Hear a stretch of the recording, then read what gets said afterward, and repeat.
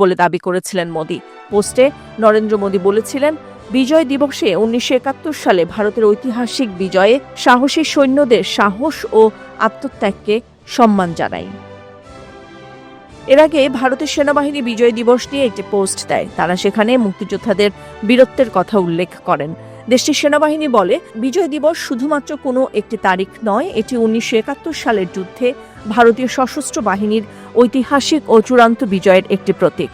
মুক্তিযোদ্ধাদের সঙ্গে ভারতীয় সেনারা কাঁধে কাঁধ মিলিয়ে যুদ্ধ করেছে উল্লেখ করে তারা বলেন, এটি ছিল সেই বিজয় যেখানে মুক্তিবাহিনী ও ভারতীয় সশস্ত্র বাহিনী কাঁধে কাঁধ মিলিয়ে লড়াই করেছে, একসঙ্গে বাংলাদেশের স্বাধীনতার লড়াইকে নিয়ে গেছে চূড়ান্ত স্বাধীনতার দিকে। এটি এমন বিজয় যা ভারতীয় সেনাবাহিনীর ইতিহাসকে নতুন করে গড়ে তুলেছে, দক্ষিণ এশিয়ার মানচিত্রকে নতুন করে অঙ্কন করেছে এবং নতুন রাষ্ট্র বাংলাদেশের জন্ম দিয়েছে।